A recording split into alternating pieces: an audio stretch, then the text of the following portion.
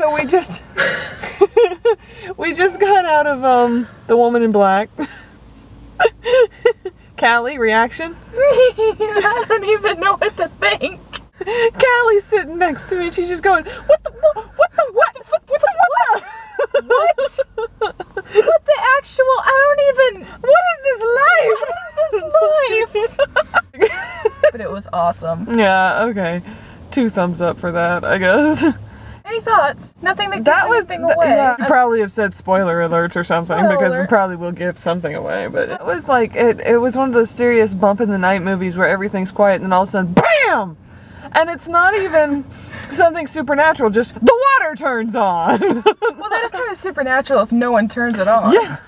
Or a bird comes in from the chimney. Or like I said earlier, you know, I love horror movies and they don't affect me, but this one actually was kind of like really like, whoa. So that was really good. Yeah. But the only thing I didn't like, and yeah, spoiler alert, is, you know, the parts where like the apparition is behind the main person and you see it and they don't. Mm-hmm. That happened way too often and it got really repetitive. Let's face it, if I'm a ghost, I don't care if you see me or not. I really don't. I mean, like, it just got kind of annoying after a while because it's like, you know, at a certain point you're like, yeah, she's going to be right behind him. And she is. That moment when he saw her in the window, and you've seen this in the previews too, where he walks up and he puts his face exactly where it was and she's right next to him, he's totally unaware. Only you, as the audience, sees her face come up beside him, and you're like, someone put some makeup on her. Okay, I just gotta say it, at the end, I mean, if the credits hadn't started rolling, I would have been waiting for something else to happen. Yeah. There's this part where you see the woman in black, and she's just standing there, and then she looks at you. Is that children? It is really creepy, but it's really and it's very child-pathetic. I don't know, like, not pedophilic, but pedokilic. I don't know. What's the word? Yeah, I wouldn't take a young child to see that. No, pretty much it. I guess that is it. It was a good movie. It had some good scares in it. Children creep me out. Especially when they're like ghosts that are walking. Yeah, I will admit, some of those ghost faces screaming at you, the way they were done, like, you kind of expect them to be just white with black eyes and that's it, but they had like really grueling detail and it was actually really creepy. You missed the part too where he opens the door and he goes out. Man, he goes out into the front yard and all of the children are there, and when the lightning flashes, it's like they're covered in mud, but their faces are still like, they have complexion and their eyes are all bloody, and it's like, I didn't get the no eyes part.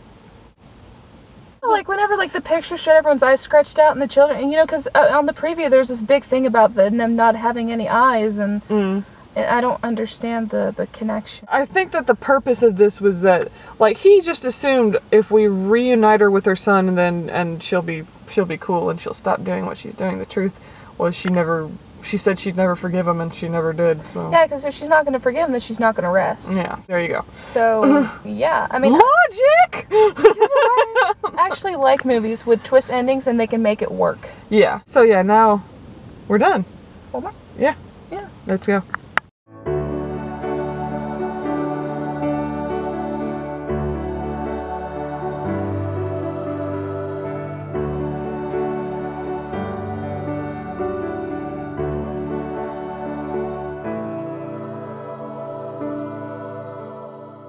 Quiet moments dragged out so long you were like, okay, it's coming.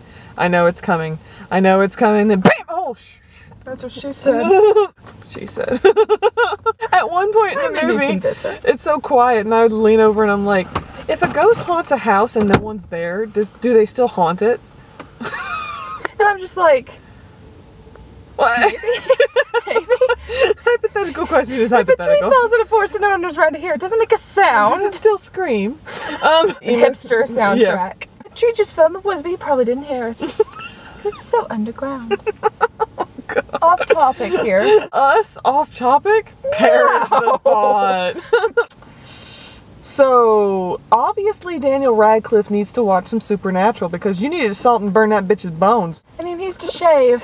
I kind of liked the scarf. I don't know. The stubble kind of got annoying, especially all the close-ups of his face. It's just like... that awkward moment and he's not the chosen one.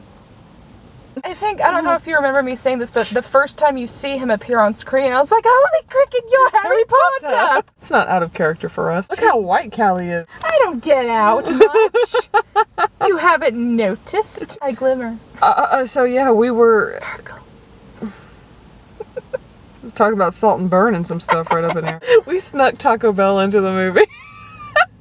Actually, watch out, we got some badass over here. We got straight out of school and we went by Taco Bell. Like you do. Like you do. It's funny too because it's like we had our Taco Bell drinks and everything and the people just like didn't even notice it because they don't care. You're not technically sneaking anything in because there's no signs that say you cannot bring food.